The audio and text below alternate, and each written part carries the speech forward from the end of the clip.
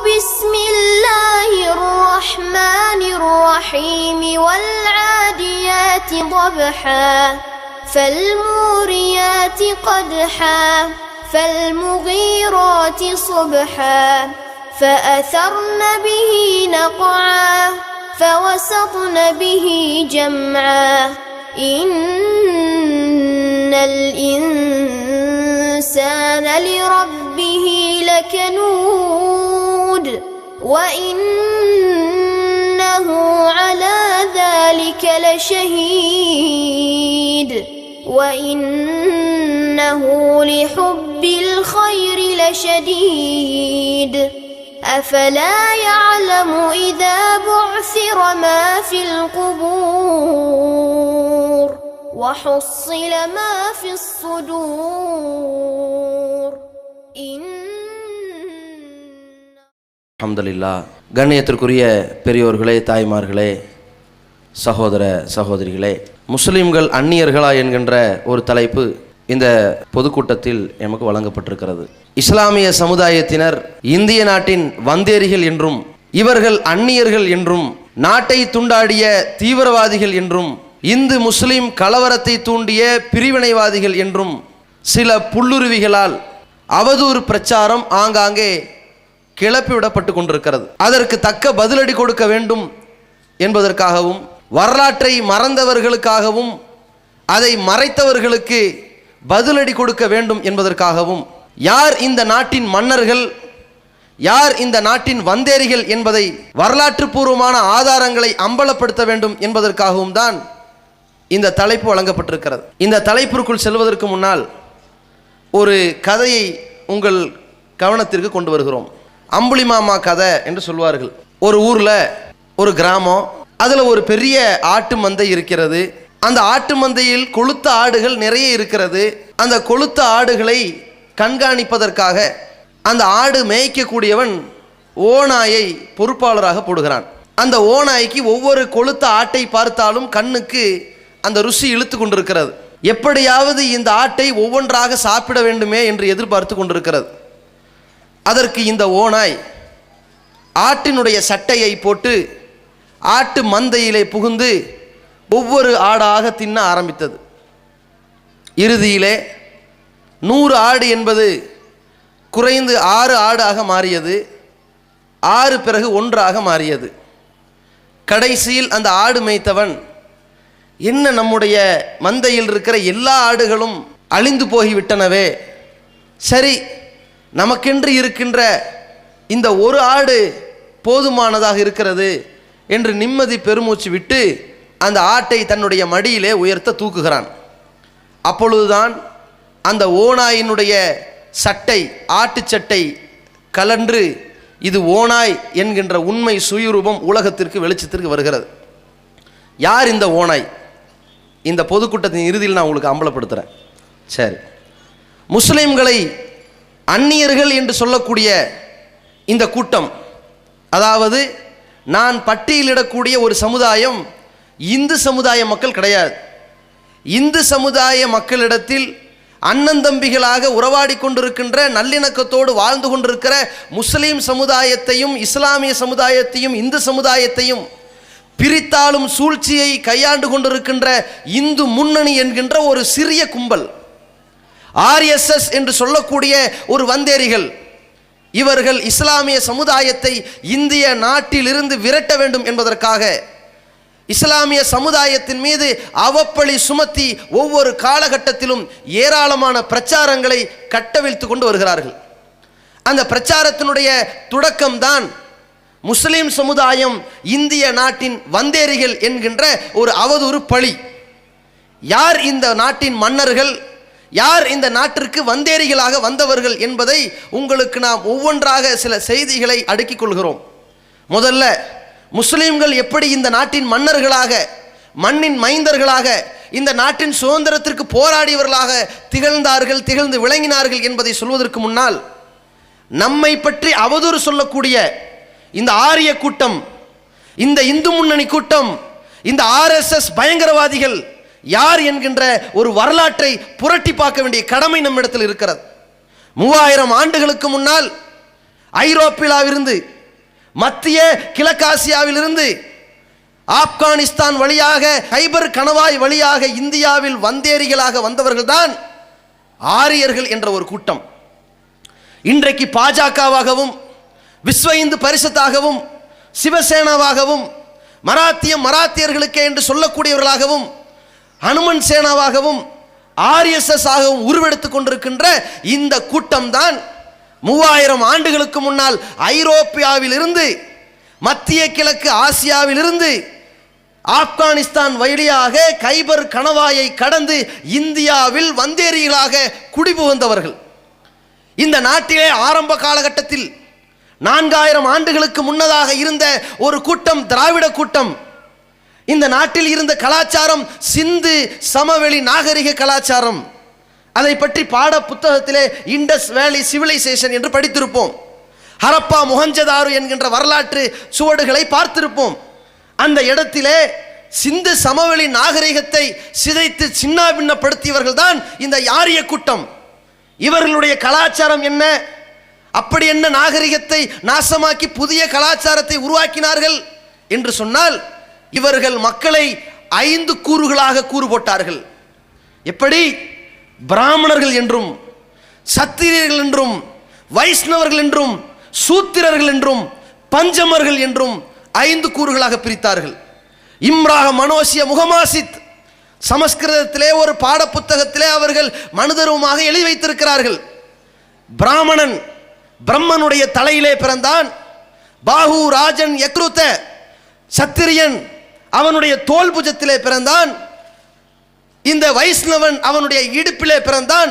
பத்வி யாகம் சூத்ரோ அஜாயத அவனுடைய கால் பாதத்திற்கு அடியில் பிறந்தவன் தான் சூத்திரன் என்று கூறாக மனிதர்களை ஜாதீனமாக பிரித்தவர்கள் தான் இந்த ஆரிய கூட்டம், RSS கூட்டம். இந்தியாவிலே ஜாதி வெறியை தூண்டி ஒவ்வொரு மாநிலத்திலும் மாவட்டத்திலும் கலவரங்களையும் இன படுகொலைகளையும் ஜாதியின் பெயரால் கட்டவிழ்த்து கொண்டிருக்கிற இந்த கூட்டத்தின் கொள்கை ஆரிய கொள்கை.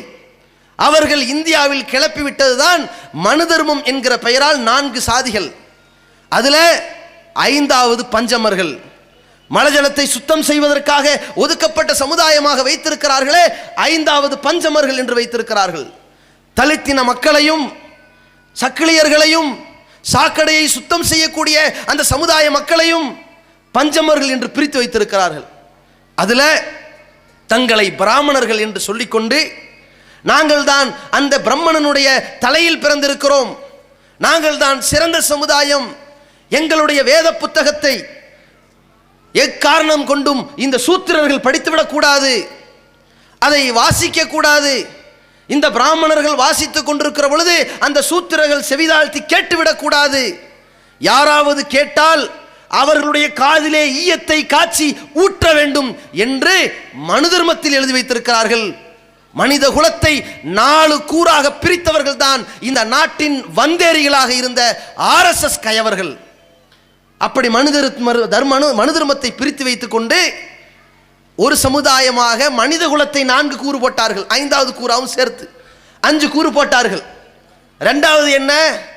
எங்களுடைய வழிபாட்டு தலம். இந்த வழிபாட்டு தலையின் கருவறை வரைக்கும் எந்த ஜாதிக்காரனும் வரக்கூடாது, அதில் நாங்கள் தான் உள்ள போவோம், எவனும் உள்ள வராத என்று வழிபாட்டை 2 ஆக்கினார்கள். சமுதாய மக்களிடத்தில் உணவு பழக்கத்தை 2 ஆக்கினார்கள். வீட்டில் நுழையிறையா, சூத்திரம் வரானா, பிராமணன் தெருவில் நுழையக்கூடாது, எங்க வீட்டில் வாசப்படி மிதிக்க கூடாது என்ற ஜாதி வெறியை தூண்டினார்கள். தடுப்பு சுவர் போட்டார்கள். நீ வேற சமுதாயம், நாங்க வேற சமுதாயம் என்று மனித குலத்தை கூறு போட்டார்கள். அதே மாதிரி எங்களுடைய உணவு பதார்த்தங்களை கை வைத்து விடக்கூடாது.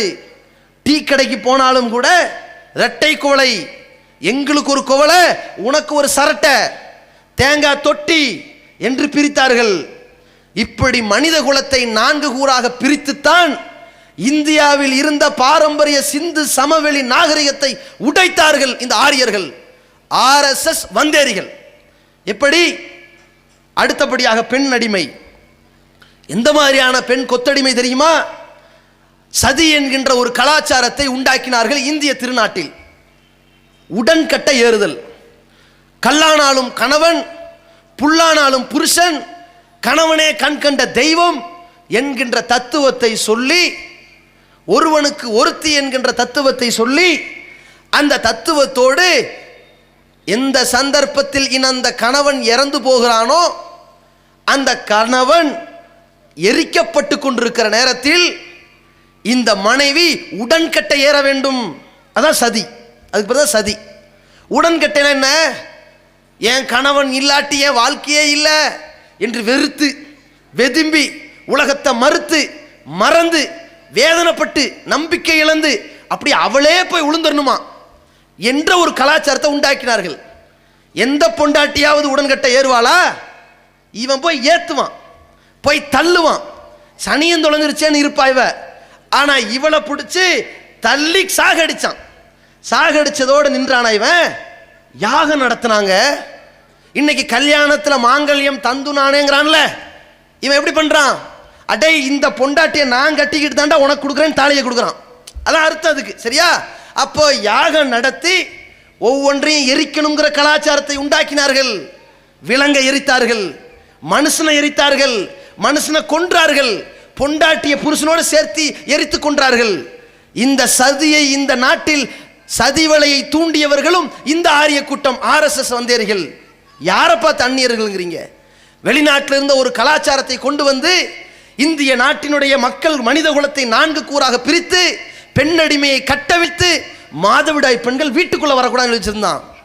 இன்றைக்கு அவங்க கொள்கையில் இருக்குது, மாதவிலக்கு பெண்கள் வீட்டுக்குள்ள வராத, தட்டை தொடாத, தட்டுப்பட்டு சாமான எடுக்காத, சமைக்காத, கிட்ட வராத, தீட்டு என்று எழுதி வைத்திருக்கிறான். அதே மாதிரி இந்த சமுதாயத்திலேங்க உலகத்திலேயே ஒரு இறைவேதம் என்று தன் சமுதாயம் நம்பிக்கொண்டு அந்த வேதத்தை பெண்கள் படிக்க கூடாது என்ற ஒரு கொள்கை வைத்திருப்பார்களே, ஆனால் இந்த ஆரிய கூட்டம் வைத்திருக்கிறார்கள். இந்த பிராமண கூட்டம் தான் பெண்கள் வேதத்தை படிக்க கூடாது, நீங்கள் தீட்டு பிடித்தவர்கள் என்று ஒரு ஒதுக்கீடு செய்து வைத்திருக்கிறார்களே, ஆனால் அந்த கலாச்சாரத்தை உண்டாக்கியவர்கள் இவர்கள். இந்திய நாட்டில் இன்னைக்கு மனித குலம் செத்து மடிந்து கொண்டிருக்கிற சமூக கொடுமை எது? மது. சாராயத்தின் மூலமாக செத்துக்கிட்டு இருக்கிறான். இந்த நாட்டில் மது கலாச்சாரம் எப்ப பிறந்துச்சு தெரியுமா? 3000 ஆண்டுகளுக்கு முன்னால் மது கலாச்சாரத்தை உள்ளே புகுத்திய ஒரு கூட்டம் இந்த ஆரிய கூட்டம், இந்த RSS கூட்டம். இவன் அந்நியராக இருந்து கொண்டு, இவன் வந்தேரியாக இருந்து கொண்டு இந்தியாவில் கட்டவிழ்த்தார்கள். அதுக்கப்புறம் என்ன பண்ணா? இவன் குடும்பம் தாங்க முடியல. என்னடா விலங்க எரிக்கிறான், யாக நடத்துறான், மனுஷனை கொல்றான், மூட நம்பிக்கைங்கிற பேர்ல வீட்டில் தீட்டு பிடிச்சிருச்சு, வீட்டில் தலைப்புள்ளைய கொல்லு, தலையை வெட்டு, நரபலி குடுன்னு கட்டவிழ்க்கிறான்.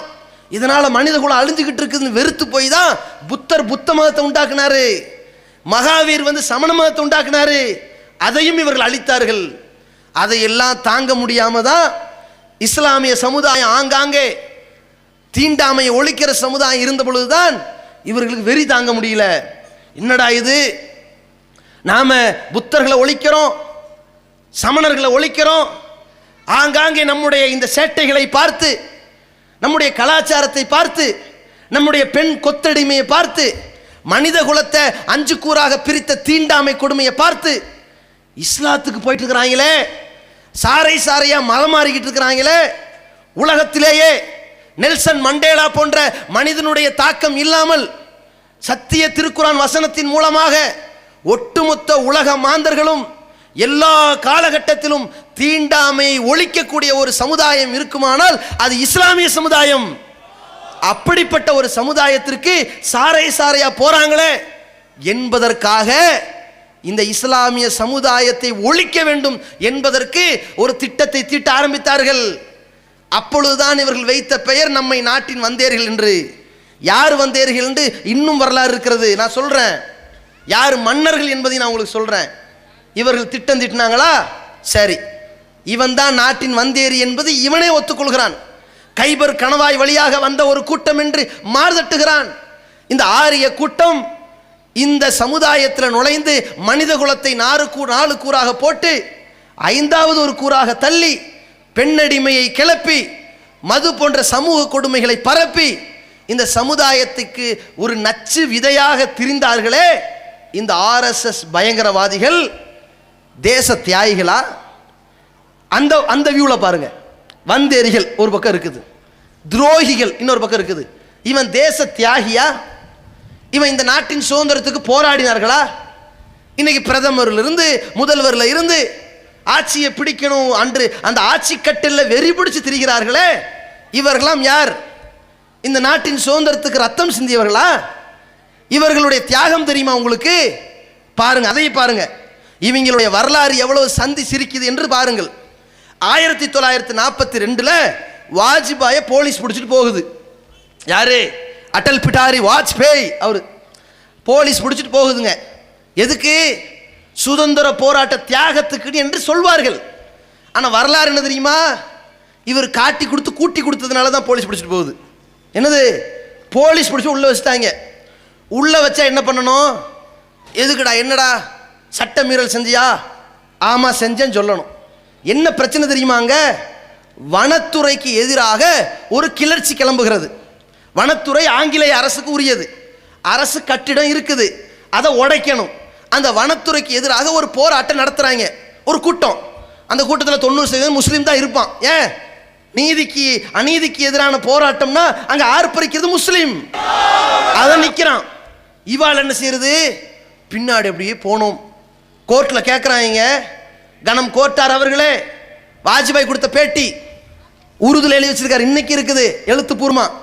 அவங்க லட்சணத்தை பாருங்க எப்படி. கனம் கோட்டார் அவர்களே, ஒரு கூட்டம் வனத்துறைக்கு எதிராக போனது. ஆங்கிலேயன்ட்ட பதில் சொல்றாங்க, வனத்துறைக்கு எதிராக போனது. நானும் என்ன நடக்கிறது என்று இன்னொருவனும் சேர்ந்து வேடிக்கை பார்க்க போனோம். அங்கே அந்த கூட்டம் தடபுடலாக கல்லை வீசியது. யார் வீசினார் என்று தெரியவில்லை, ஆனால் கல் உருண்டு வந்தது. திடீரென்று கட்டடம் இடிந்தது.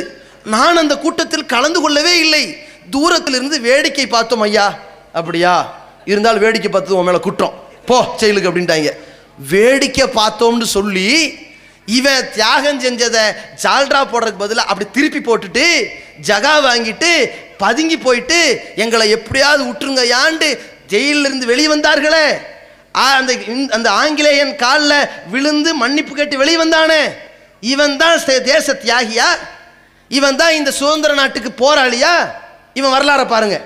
இவன் சமுதாயம் எப்படி இருந்திருக்கும், இந்த ஆர்எஸ்எஸ் குடும்பத்தினுடைய வரலாறு எப்படி இருந்திருக்கும் என்று பாருங்க. ஒரு பானை சோத்துக்கு ஒரு சோறு பதம். வாஜ்பாயே இந்த லட்சம்னா அத்வானி எப்படி, சாவர்கர் எப்படி, கோல்வார்கர் எப்படி பாருங்க. இந்த சாவர்கர் என்ன சொல்றாரு?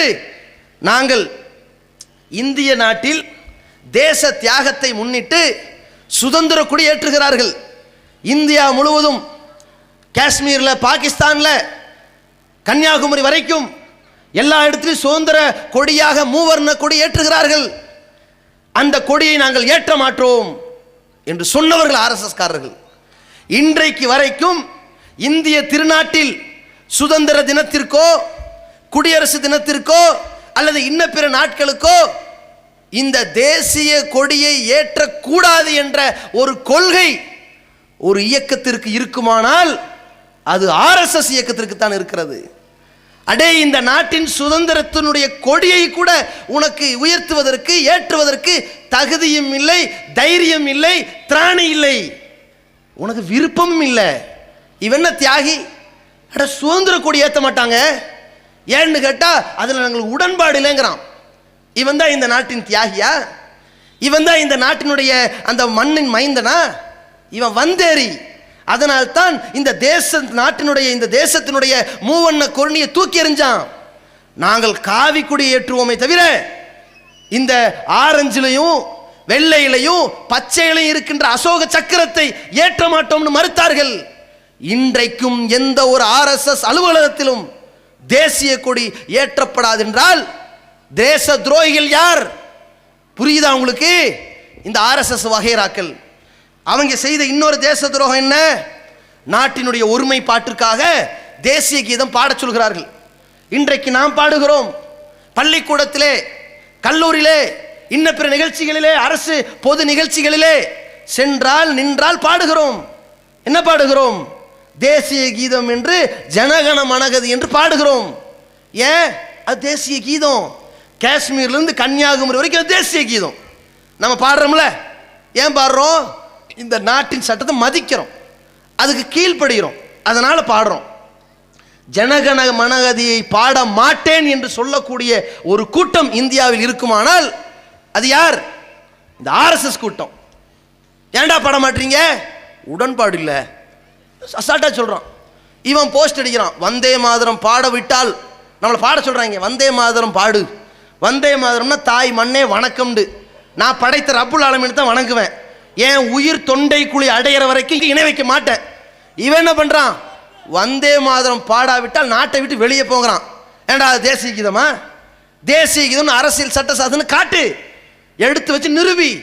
எது தேசிய கீதம்? ஜனகண மனகதி தேசிய கீதம்.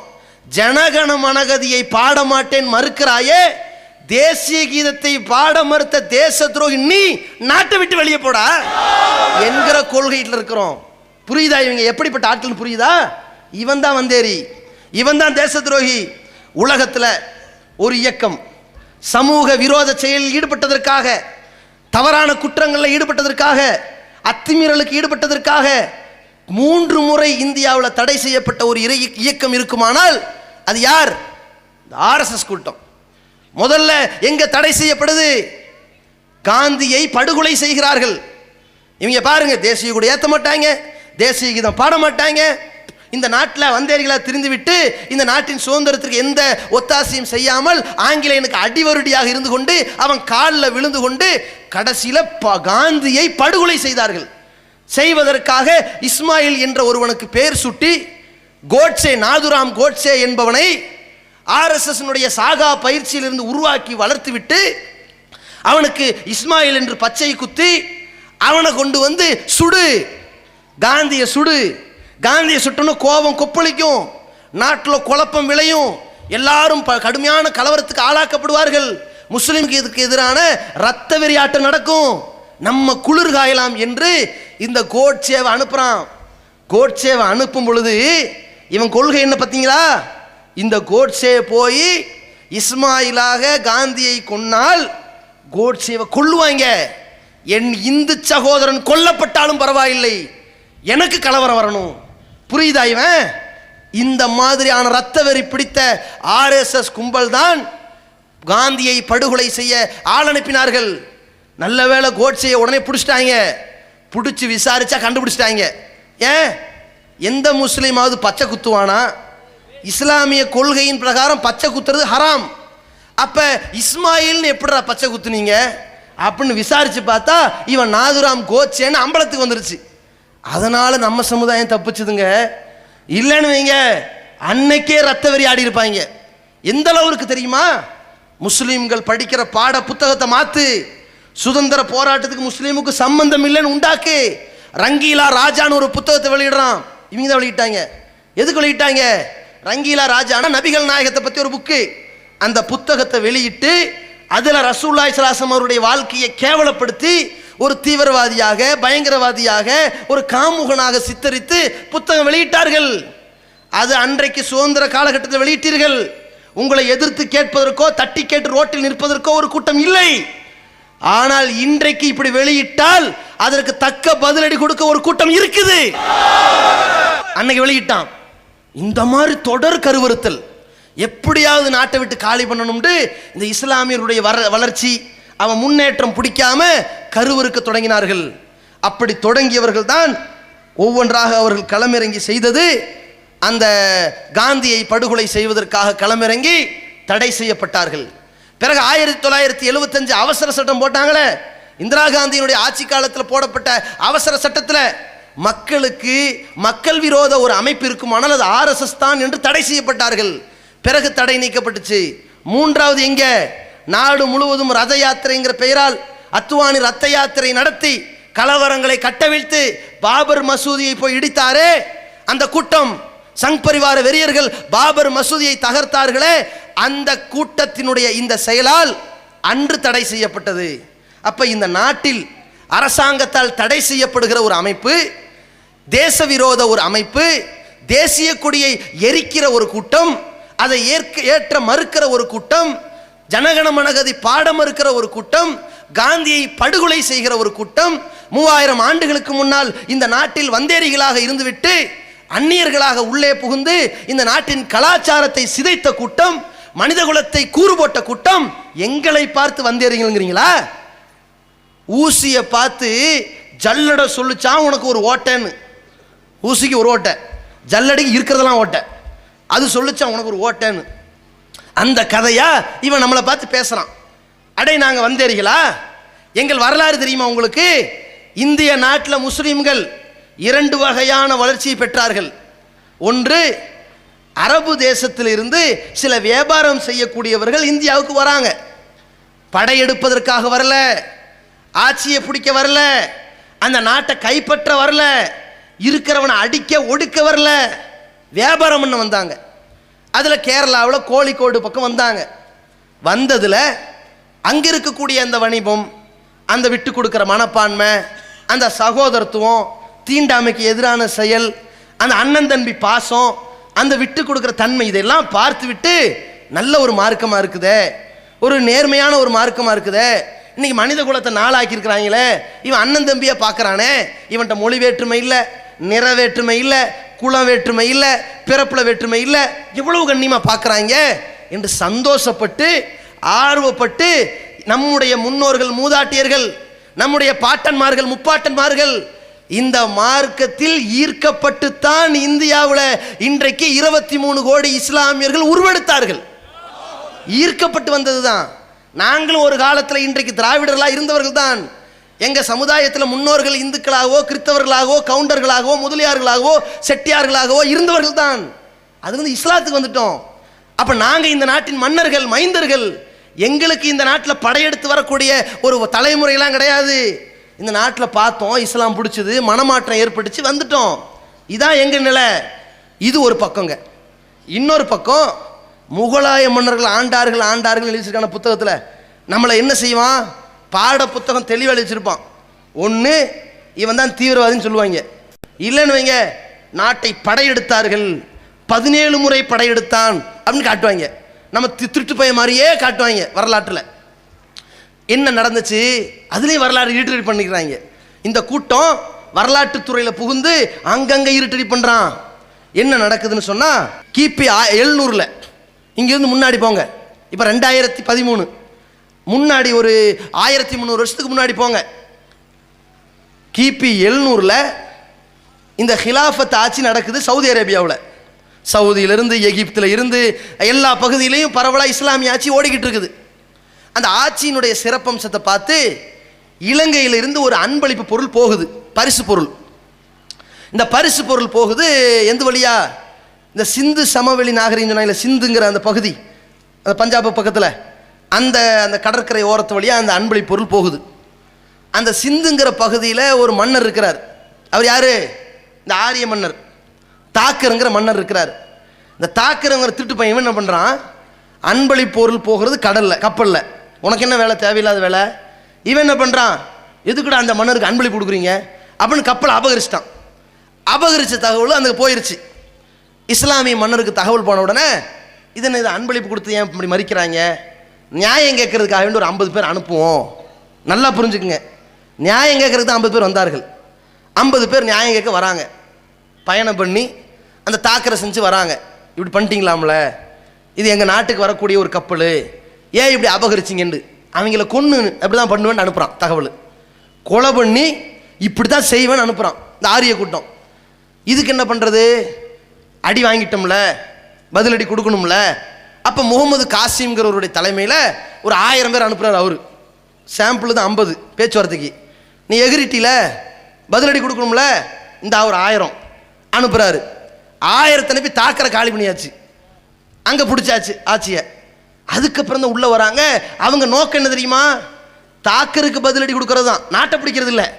நாட்டில் வந்தால் சுப்ஹானல்லாஹ் இவங்க பார்க்குறாங்க, என்னடா இது இந்தியா இப்படியா இருக்கட்டும், மனிதர்கள் ஏற்றத்தாழ்வாக இருக்கிறாங்க, கைகுட்டி கும்பிட்றாங்க, உட்காந்துக்கிறாங்க, கோயிலுக்குள்ளே வரமாட்டாங்க, ரொம்ப மோசமாக இருக்குதே, இது மனித குலத்தை நாளாக பிரிச்சிருக்கிறாங்களே என்று வெறுப்பு தாங்க முடியாமல் அந்த இடத்துல மக்கள்கிட்ட இஸ்லாத்தை சொல்லி, அதே நேரத்தில் இஸ்லாத்தையே தன்னுடைய மார்க்கமாக பிரச்சாரம் பண்ணலாம் வரல அவங்க. ஏன்னா அவங்களும் ஆட்சியை பிடிக்கணும் அந்த மாதிரி நோக்கமும் இருந்த காரணத்தினால ஒரு கொஞ்ச காலம் அப்படி இஸ்லாத்தை சொல்லிட்டு போயிட்டாங்க. சிலர் பிறகு என்ன ஆகுது, சுல்தானுடைய ஆட்சி வருது. அவங்க என்ன பண்ணுறாங்க, அந்த மக்களுக்கு நல்லாட்சி வழங்குறாங்க.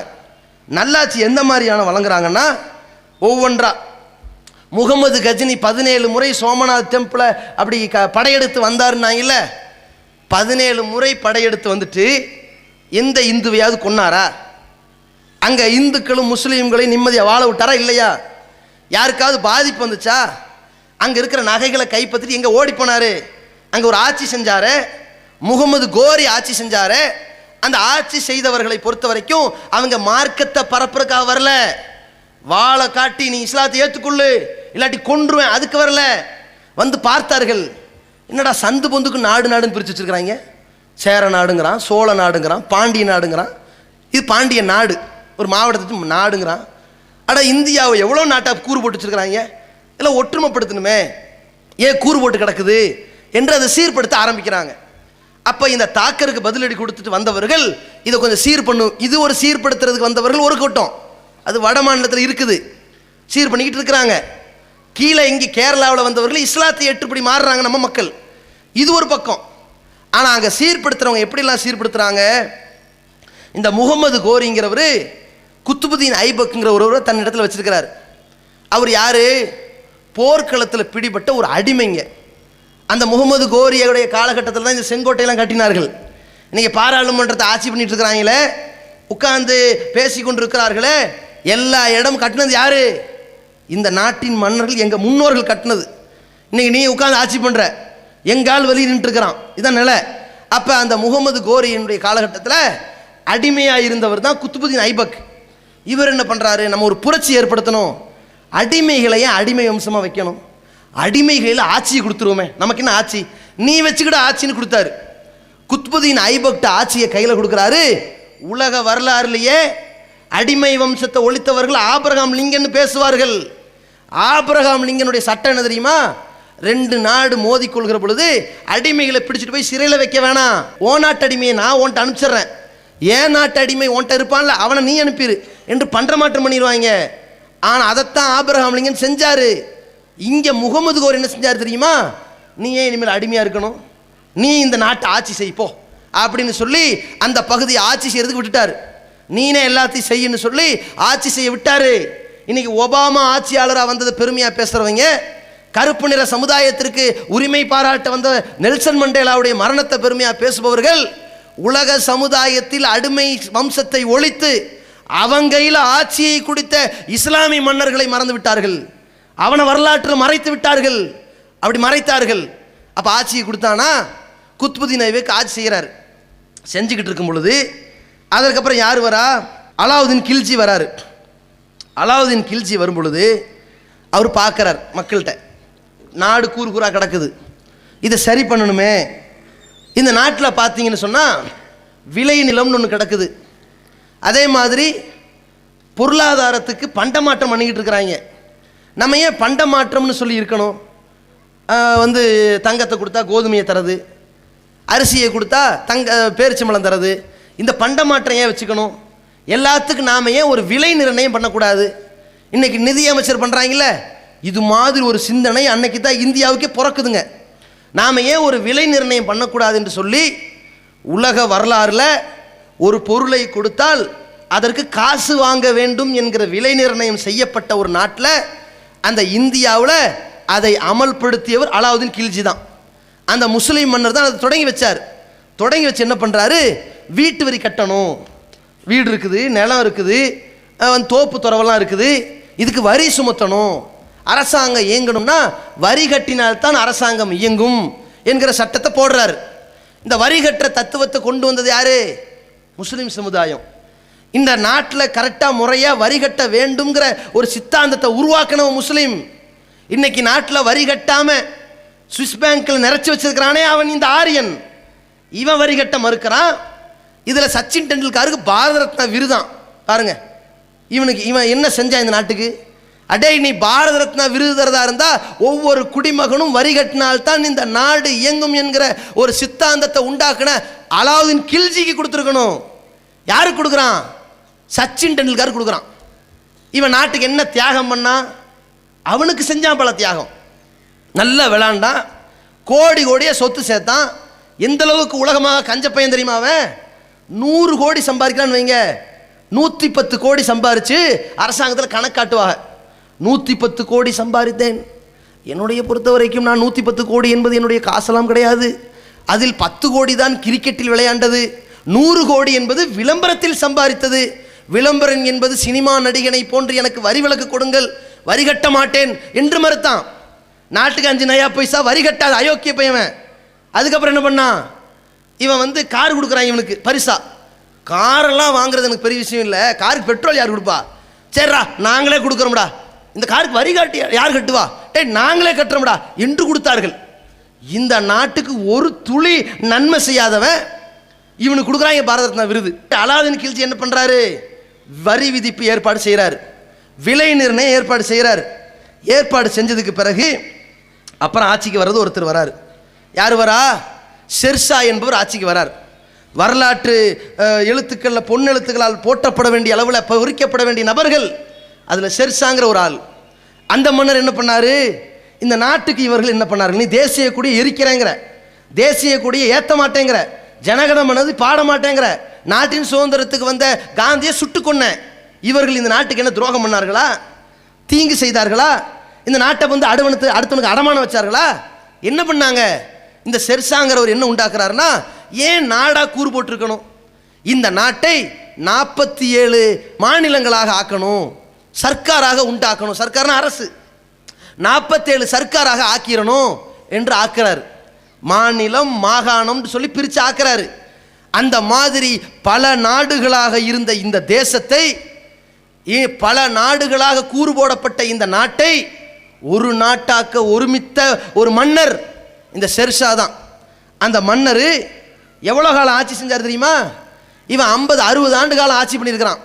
இந்த நாட்டில் விலைவாசியை குறைக்க முடியல, இஸ்லாமிய சமுதாயத்துக்கு இடஒதுக்கீடு தர வக்கில்லை, இவன் குடும்பமெல்லாம் ஆட்சி செய்யுது, இன்னைக்கு படுதொழில் அடைஞ்சிட்டு வெக்கப்பட்டு உட்காந்துக்கிட்டு இருக்கிறான். இந்த மாதிரி இருக்கிறான். ஷெர்ஷா பண்ணது 6 வருஷம்தான். அவர் செஞ்ச சாதனை என்ன, பல நாடுகளை ஒரு நாடு ஆக்குறாருங்க. இது சாதாரண வேலையா? எவ்வளவு ஐக்கியம் பேசணும், எவ்வளோ பேச்சுவார்த்தை நடத்தணும், எவ்வளோ பீஸ் மீட்டிங் உட்காரணும், 2 தெருவுக்கு இடையில சமாதானம் ஏற்படுத்துறதுக்குள்ள காவல்துறைக்கு மண்டை வெடிச்சிருது. பல நாடுகளை ஒரு நாடு ஆக்கியிருக்கிறாரு. அதை செய்கிறார்.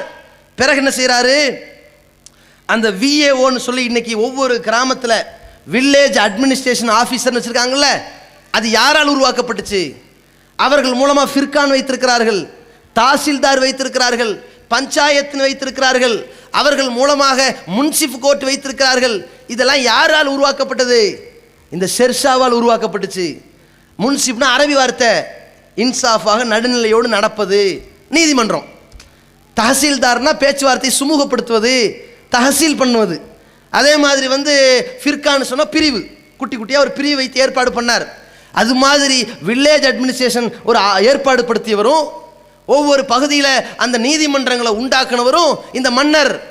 பிரச்சனைகளை சுமூகப்படுத்துறதுக்கு நிர்வாக செட்டப்பை இந்தியாவை தருதலை மாதிரி இருந்த ஒரு நாட்டை ஒரு தன்னலமிக்க ஒரு நாடாக உருவாக்குனவர் இந்த மன்னர். இவர்கள் இந்த நாட்டின் வந்தேரிகளா, எதிரிகளா, துரோகிகளா? யோசிச்சு பாருங்க. அதே மாதிரி என்ன செய்கிறாரு, பார்க்குறாரு, இந்த நாட்டுக்கு பாதுகாப்பு வேணுமே.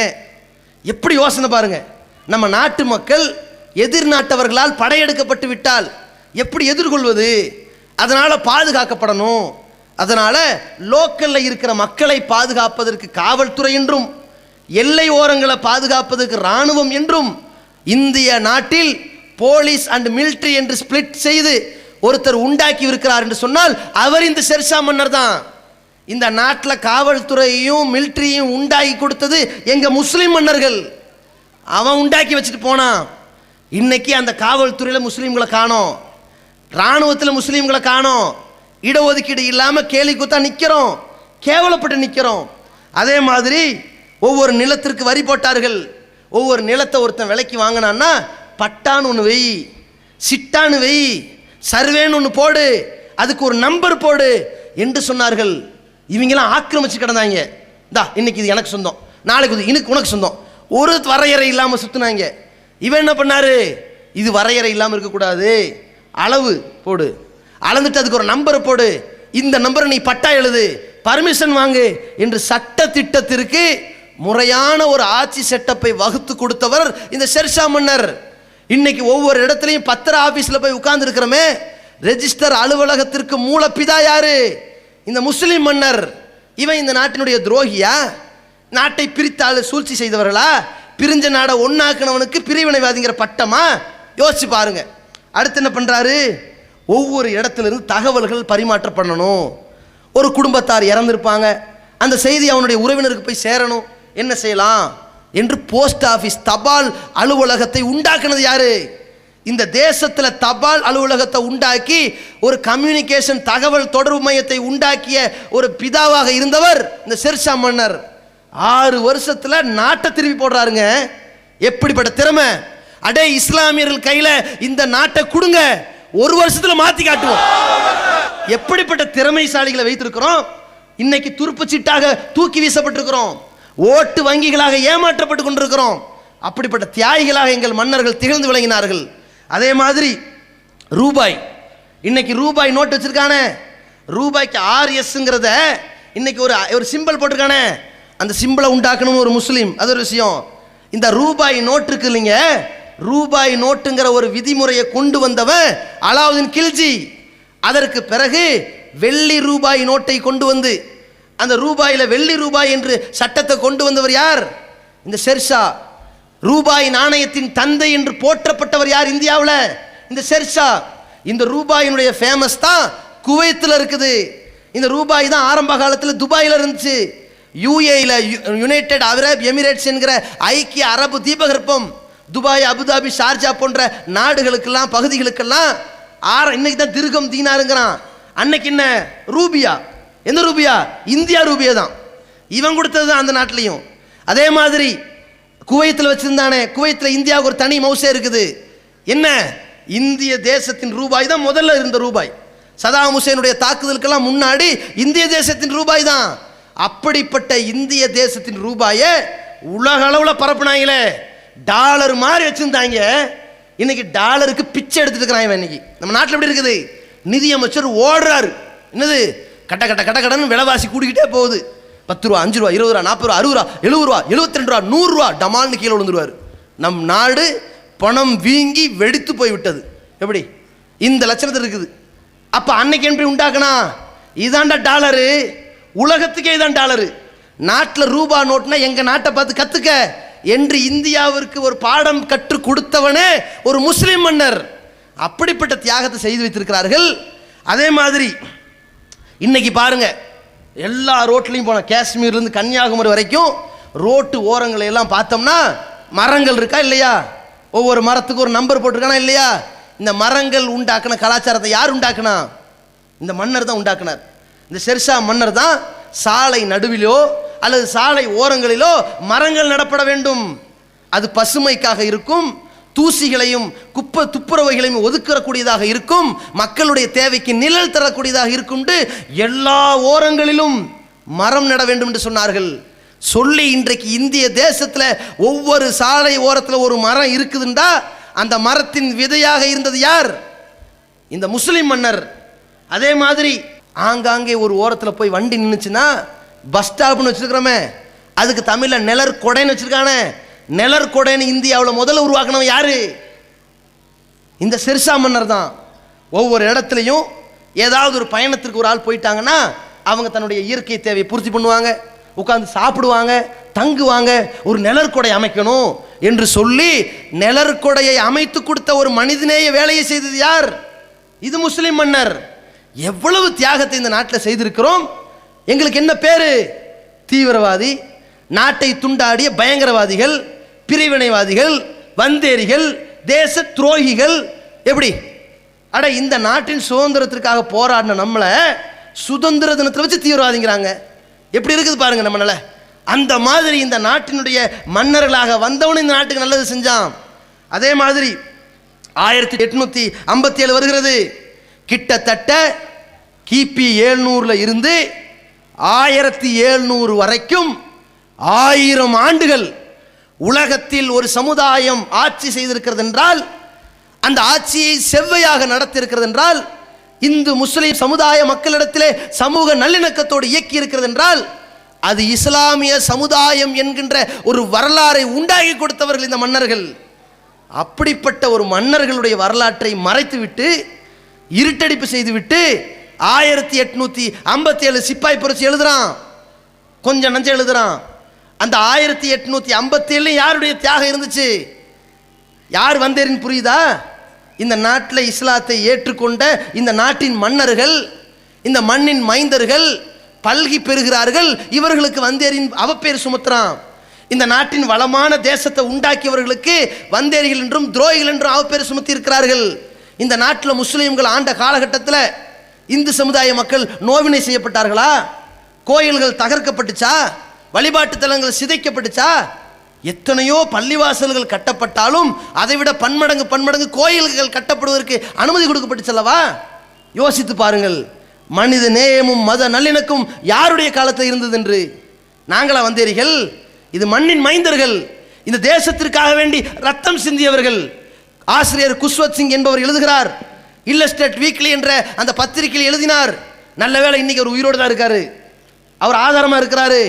அவர் எழுதுகிறாரு, முஸ்லீம்கள் இந்த நாட்டின் மன்னர்கள், இந்த நாட்டின் மைந்தர்கள் சிதந்துண்ட சிதறுண்ட சிதறி சின்னாபின்னமாக்கப்பட்ட இந்த தேசத்தை ஒரு தேசமாக உருவாக்கியவர்கள் இஸ்லாமிய சமுதாயம் எழுதுகிறார். அப்படிப்பட்ட ஒரு கூட்டம் தன்னுடைய பிள்ளை இறந்தால் தத்தளிப்பதும் தாய் போல, பதறி போகிற தாய் போல இந்த நாட்டில் முஸ்லிம்களுக்கு சுதந்திரம் பறிபோகிற பொழுது, இந்து சமுதாயத்திற்கு சுதந்திரம் பறிபோகிற பொழுது, புத்த சமுதாயத்திற்கு சுதந்திரம் பறிக்கப்படுகிற பொழுது, ஆங்கிலேய ஆதிக்கத்தை ஏகாதிபத்தியத்தை ஒழிப்பதற்காக முஸ்லிம் சமுதாயம் தங்களுடைய எண்ணிக்கையிலே, தங்களுடைய மக்கள் தொகையிலே, தங்களுடைய சதவீதத்திலே குறைவாக இருந்தாலும் அவர்கள் செய்த தியாகத்திலே, அவர்கள் செய்த அர்ப்பணிப்பிலே பன்மடங்கு பெரியவர்கள் இந்த முஸ்லிம் சமுதாயம் என்று நமக்காக ஒரு பட்டம் தீட்டினாரே. இந்த சமுதாயத்தை இருட்டடிப்பு செய்து விட்டார்கள், வரலாற்றில் திட்டமிட்டு மறைத்து விட்டார்கள். ஏன்? அந்த வரலாற்று துறையில் நம்ம முஸ்லீம் சமுதாயம் இல்லை, மற்றவன் போய் உட்கார்ந்து மாற்றிட்டான் வரலாறு. அதான் விஷயம். நம்ம சமுதாயம் ஊடுருவல, நம்ம சமுதாயத்தினுடைய உரிமை மறைக்கப்பட்டுருச்சு. இந்த தேசத்தினுடைய தியாகத்திலிருந்து அனைத்து செட்டப் வரைக்கும், நிர்வாக சீரமைப்பு வரைக்கும் நமக்கு புடம் போட்ட தாயாக மூலதனமாக இருந்தது எது? இஸ்லாம். எதனால் இந்த சுதந்திரத்துக்கு நம்ம போராட முடிஞ்சது? எதனால் அர்ப்பணிக்க முடிஞ்சது? எதற்காக ரோட்டில் வந்து நிற்கணும்ன்ற ஒரு வெறி வந்துச்சு? எதனால் இந்த தன்னம்பிக்கை ஊட்டப்பட்டுச்சு? நமக்கு இருக்கிற மார்க்கம் நமக்கு ஊட்டியது. இந்திய வரலாற்றில் சுதந்திரத்திற்காக போராடியவர்களுடைய ஒவ்வொரு வரலாறு புரட்டி பாருங்கள். அவர்களுக்கு பின்னால் இஸ்லாமிய மார்க்கத்தின் பொன்மொழிகள், வழிகாட்டுதல்கள் தடமாக இருக்கும். உதாரணத்துக்கு 2 பேருடைய வரலாறை சொல்கிறேன். ஹஸ்ரத் மோஹானி என்பவர் ஒருவர் இருந்தார். அவர் ஒரு உறுதிமொழி கவிஞர்.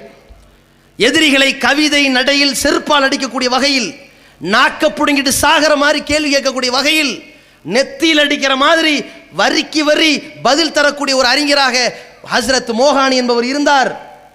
இந்தியாவிலே உருது மொஹல்லா என்கிற பத்திரிகையை நடத்தினார். அந்த பத்திரிகையை நடத்திய ஹஸ்ரத் மோஹானி அவர்கள் இந்த பத்திரிகையில் ஆங்கிலேயர்களுக்கு எதிராக வரிக்கு வரி பதில் சொல்கிறார். யாருடைய தாக்கம்? யூதர்களை, இஸ்லாமிய சமுதாயத்தை அழிக்க வேண்டும் என்று வந்த அநியாயக்கார கூட்டத்தை நபிகள் நாயகம் ஸல்லல்லாஹு அலைஹி வஸல்லம் அவர்கள் யுத்தத்தால் சந்திக்கிற ஒரு முறை போக கவிதைகளால் சந்திக்கணும். அவன் வாத பிரதிவாதமாக சில பதிலை கொடுப்பான், அவனுக்கு நெத்தில் அடிக்கிற மாதிரி பதில் கொடுத்து ஆஃப் ஆயிடுவான். அதை கொடு என்று ஹஸ்ஸான் பின் சாபித் ரலியல்லாஹு அன்ஹு அவர்களால் நியமிக்கப்படுகிறார்கள். அவர்களை அல்லாஹ்வுடைய தூதர் நியமித்து எதிரிகளை உன் கவிதை நடையால் வீழ்த்து என்று சொன்னார்கள். ஹஸ்ஸான் பின் சாபித் ரலியல்லாஹு அன்ஹு அவர்கள் கவிதைகளை அள்ளி இறக்கிறார்கள். ஆடிறான், என்னடா இது இப்படிப்பட்ட கவிதையா? அல்லாஹ்வுடைய தூதரே பேசுவாங்க. நபிகள் நாயகம் ஸல்லல்லாஹு அலைஹி வஸல்லம் அவர்கள் போர்க்களத்தில் வருகிற பொழுது எப்படிப்பட்ட ஒரு கவிதை பேசுவார்கள்? ஆனா முஹம்மதுன் லா கதிப், நான் முகம்மது பொய் அல்ல. ஆனா இப்னு அப்துல் முத்தலிப், நான் இப்னு அப்துல் முத்தலிபுடைய வம்சம் என்று சொல்லி போர்க்களத்துக்கு போவாங்க. அப்படி ஒரு வீர வேஷத்தோடு அந்த கவிதை வரும். ஹஸ்ஸான் பின் சாபித் ரலியல்லாஹு அன்ஹு அவர்கள் அப்படி கவிதை அள்ளி பொழிவார்கள். உதாரணத்துக்கு சொல்றதா இருந்தா, இப்போ உதாரணத்துக்கு சமீபத்தில் ஒரு 20 ஆண்டுக்கு முன்னாடி காபத்துல்லாவை பற்றி ஜபமணி ஒரு ஆர்டிகல் எழுதுறார்.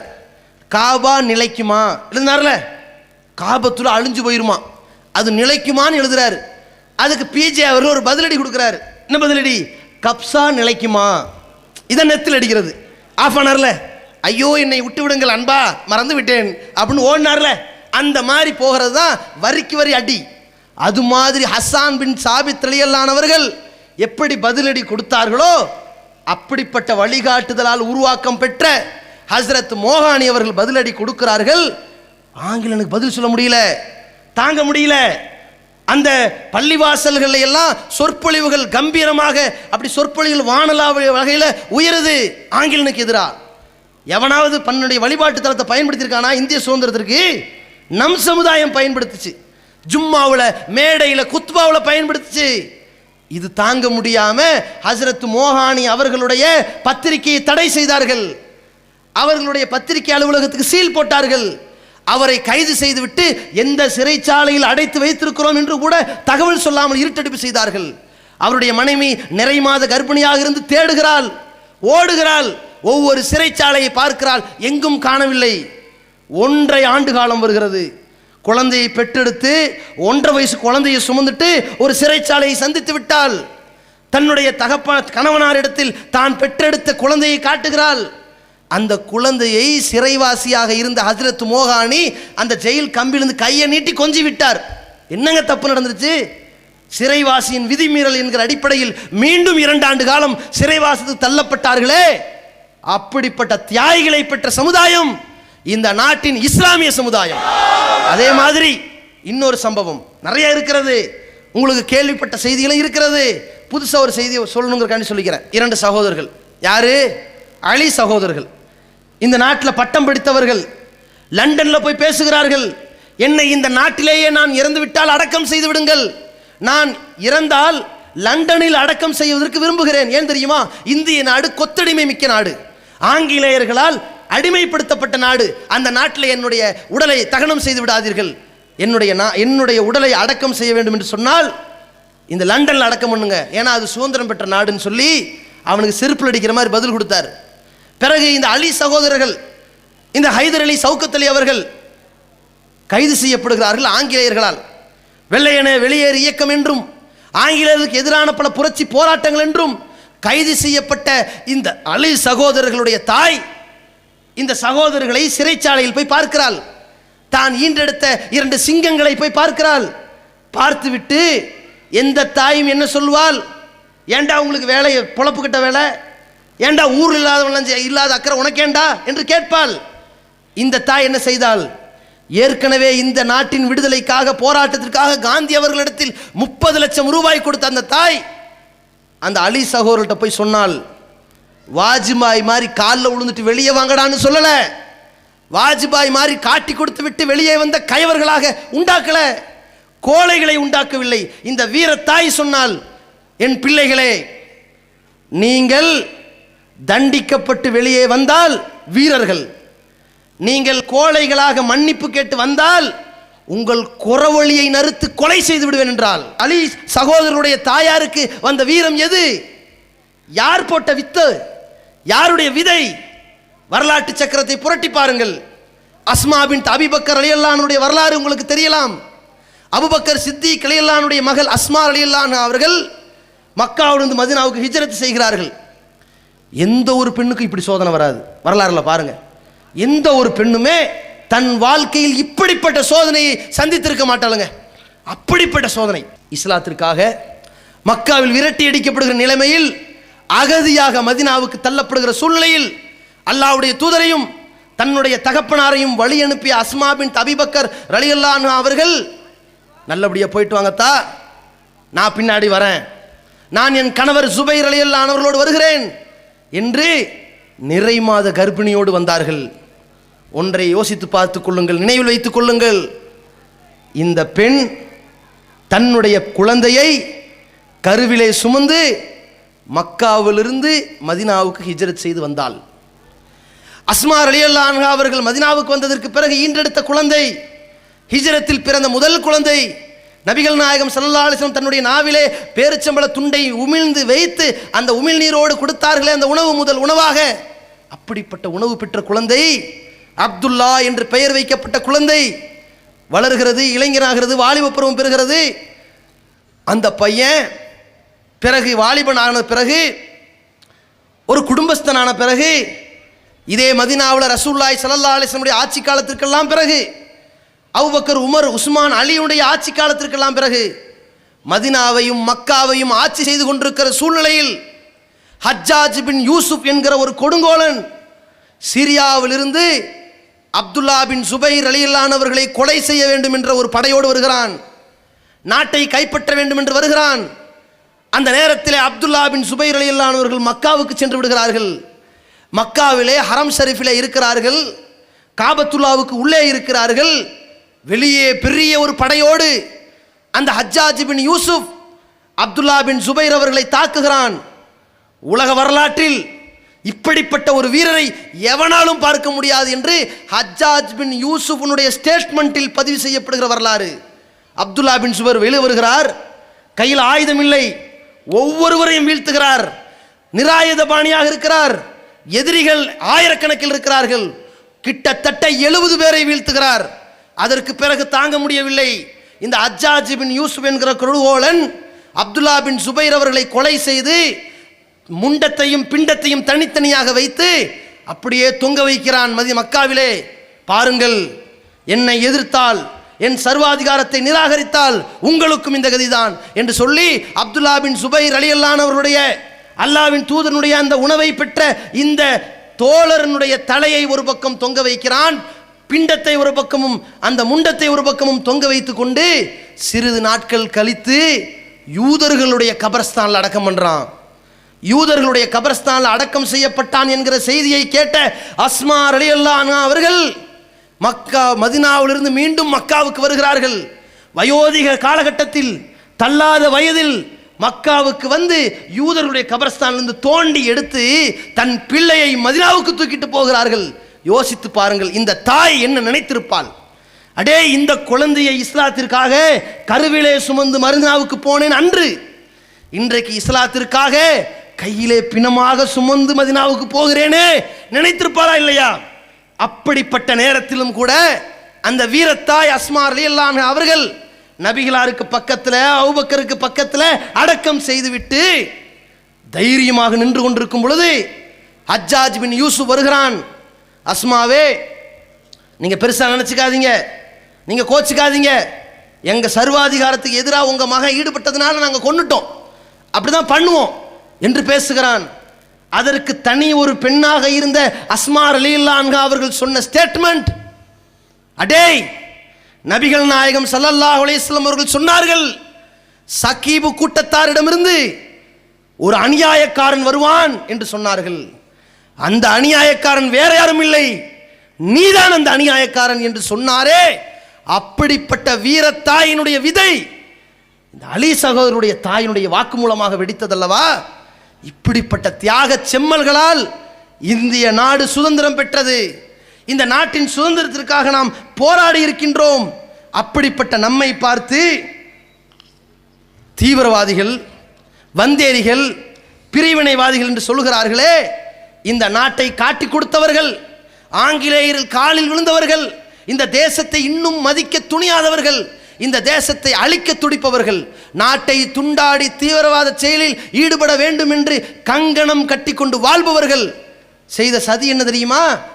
முஸ்லீம்களை தீவிரவாதிகள் ஆக்கிவிட்டால், வந்தேரிகள் என்று சொன்னால் எடுபடல, அந்நியர்கள் சொன்னால் எடுபடல, தேச துரோகிகள் சொன்னால் எடுபடல, தீவிரவாதிகள் பட்டம் சூட்டினால் எடுபட்டுரும், மீடியாவில் பரப்புனா எடுபட்டுரும், காவல்துறை 4 பேர் அரெஸ்ட் பண்ண எடுபட்டுன்னு சொல்லி குண்டு வெடிப்புகளை இவர்களே நடத்துகிறார்கள். மகாராஷ்டிரா மாநிலம் மாலேகான்ல 2006 ஒரு குண்டு வெடிக்கிறது. பிடிபட்டது முஸ்லிம்கள், வைத்தது பிராக்யாசிம் என்கிற சாமியார். ஆர்எஸ்எஸும் விஸ்வ இந்து பரிஷத்தையும் சார்ந்த ஒரு சாமியார் பிடிபடுகிறார். யார் குண்டு வைத்தது தெரிகிறதா? யார் மேல் பழி போடப்பட்டிருக்கிறது புரிகிறதா? அதே போல 2008ஆம் ஆண்டு தென்காசியிலே ஆர்எஸ்எஸ் அலுவலகத்திலே குண்டு வைக்கிறார்கள். முஸ்லிம் தீவிரவாதிகள் என்று பெயர் குத்தி கைது செய்கிறார்கள். ராமகோபாலனுக்கு ஆர்ப்பாட்டம் நடத்தினார். ஆர்ப்பாட்டம் நடத்தியதற்கு பிறகு கைது செய்யப்பட்டது யார்? மகேஷ் தினகர் நிகாம் முஸ்லிமா, ரமேஷ் முஸ்லிமா, சந்தோஷ் முஸ்லிமா, விக்ரம் முஸ்லிமா, எல்லாம் யாரு? ஆர்எஸ்எஸ் காரன். இவன் அலுவலகத்துக்கு குண்ட வச்சு முஸ்லீம் மேல பழிய போட்டு அவப்பேர் சுமத்தினார்கள்.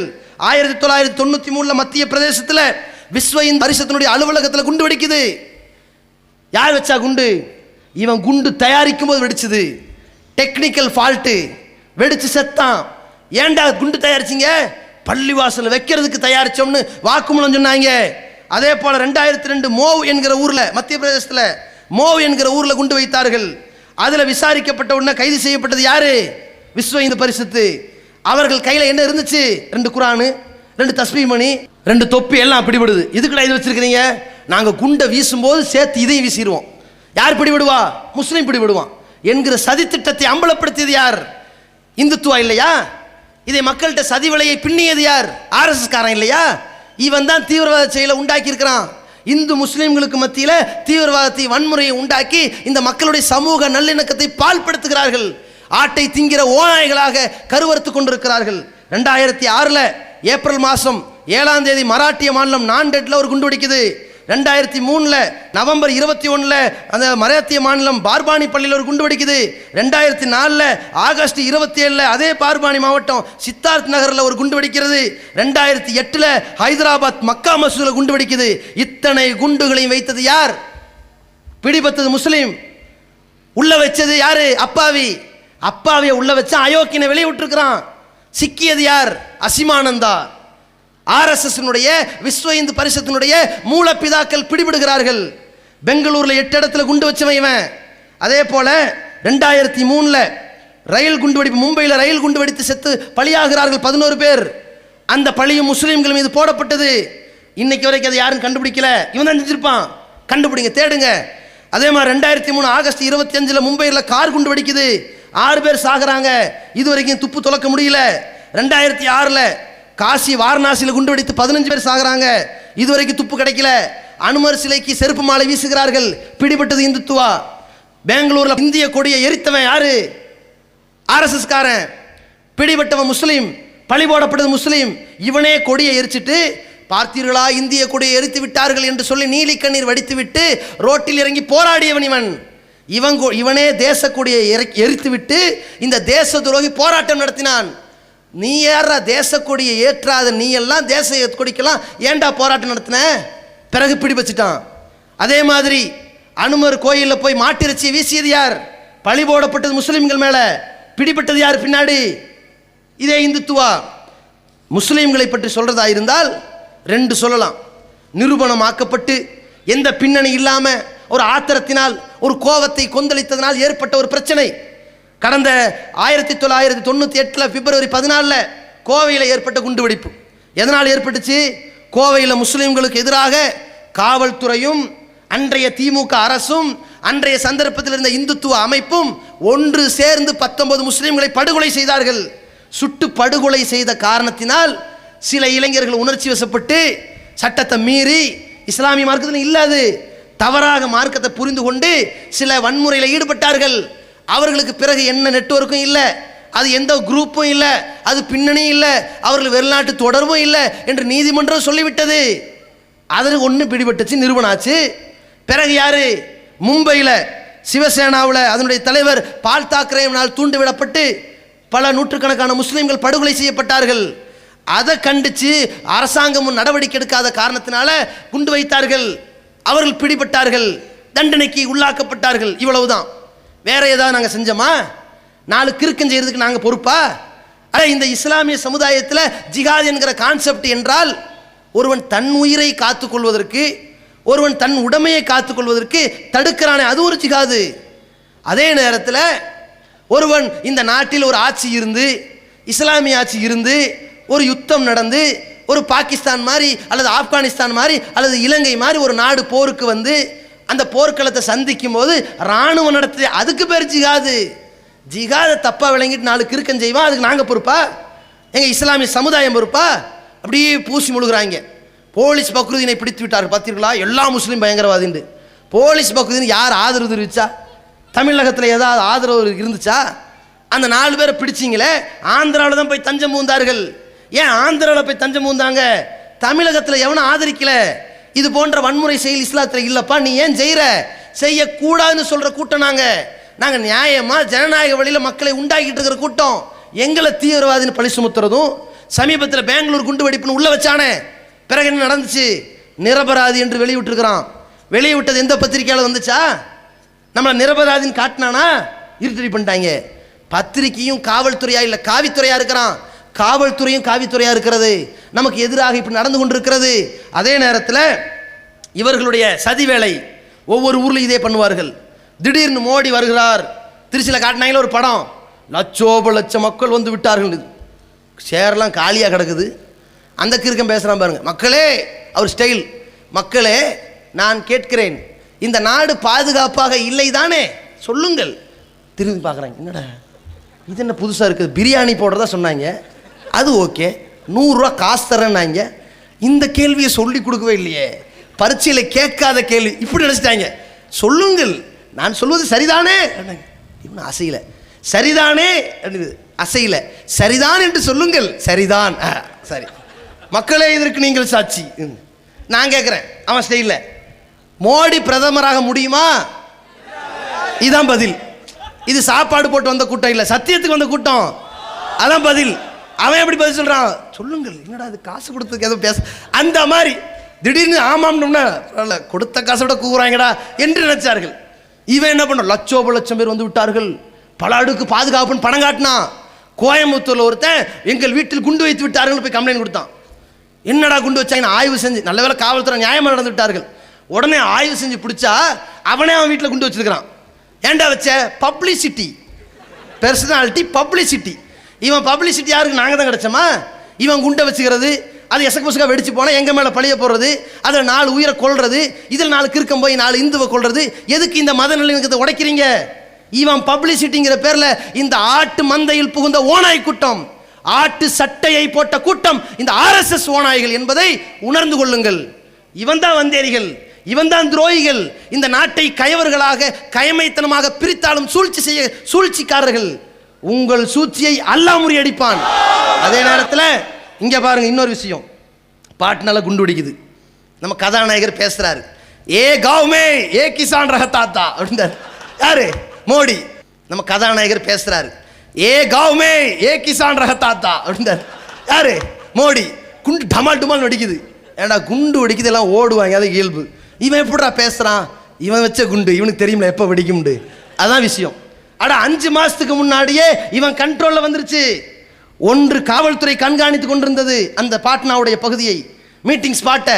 இன்னொன்று காவித்துறை கண்காணித்து கொண்டிருந்தது. ஒன்று காவல், இன்னொன்று காவி.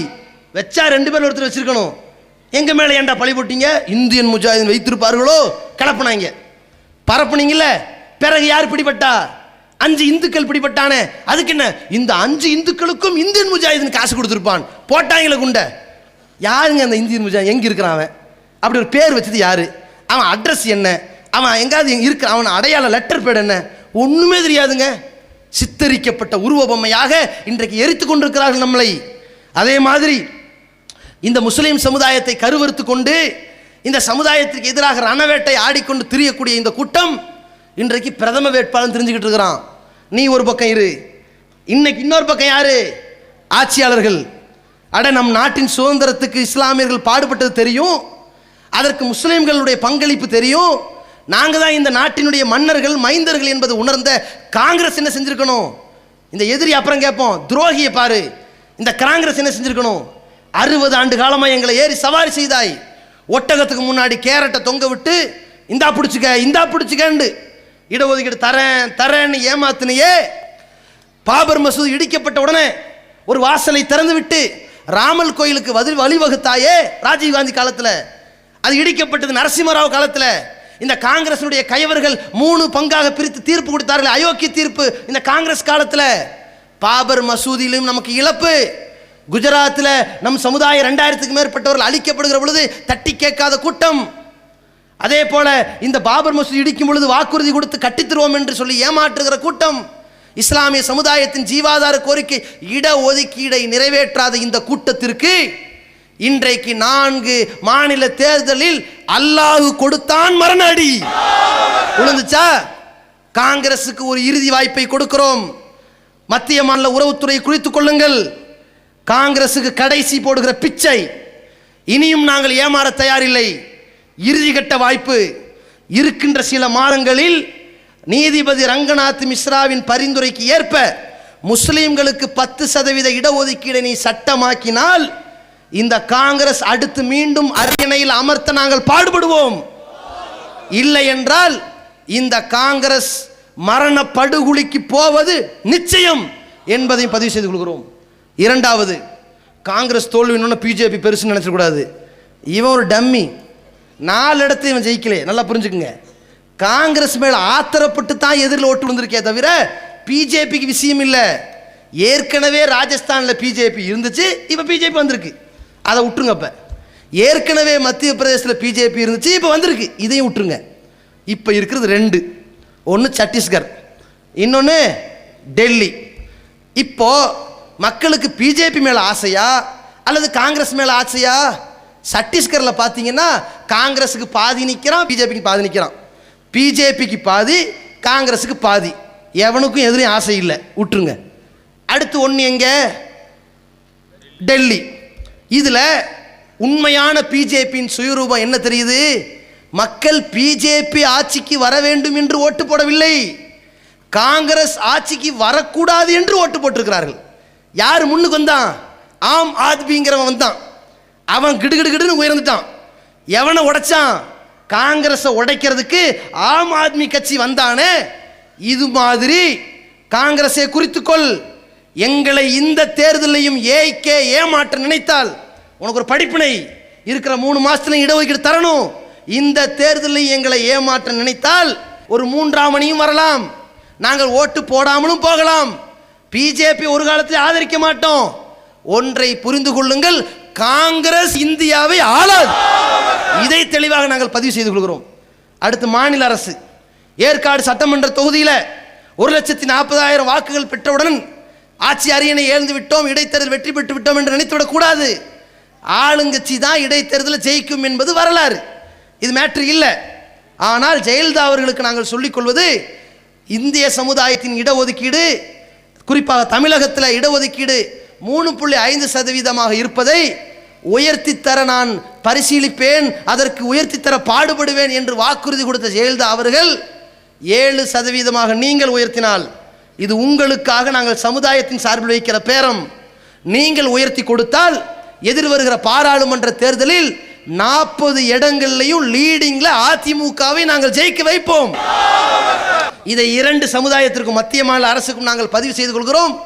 இந்த அடிப்படையை கவனத்தில் வைத்துக்கொண்டு இந்திய நாட்டை சிறப்பான முறையில் ஆண்ட, இந்திய நாட்டின் சுதந்திரத்திற்காக ரத்தம் சிந்திய, இந்த நாட்டின் எல்லா இடஒதுக்கீட்டையும் இழந்து தவித்துக் கொண்டிருக்கிற இந்த சமுதாயம் இடஒதுக்கீடை பெற்றால்தான் நம்முடைய வாழ்வு சிறக்கும், நம் உயிர் பிறக்கும், நம் எதிர்கால தலைமுறையினர் தலை நிமிர்ந்து நிற்பார்கள் என்பதை உணர்ந்து வருகிற ஜனவரி 28ஆம் நாள் தமிழகத்திலே 20 லட்சம் முஸ்லிம்கள் குழும்புகிற மாபெரும் மாநாடாக, மக்கள் கடலாக சென்னையிலும் நெல்லையிலும் திருச்சியிலும் கோவையிலும் நடைபெறுகிற கூட்டத்தில், நெல்லை மண்டலத்தில் நடைபெற இருக்கின்ற அந்த பிரம்மாண்டமான சிறை செல்லும் போராட்டத்திற்கு மதுரையில் இருந்து 1 லட்சம் இஸ்லாமியர்களை திரட்டுவோம் என்று கூறிக்கொண்டு இந்த உரையை நிறைவு செய்கின்றேன். வாஹிர் தவானா அல்ஹம்துலில்லாஹி ரப்பில் ஆலமீன். அஸ்ஸலாமு அலைக்கும் வரஹ்மத்துல்லாஹி வபரகாத்துஹு.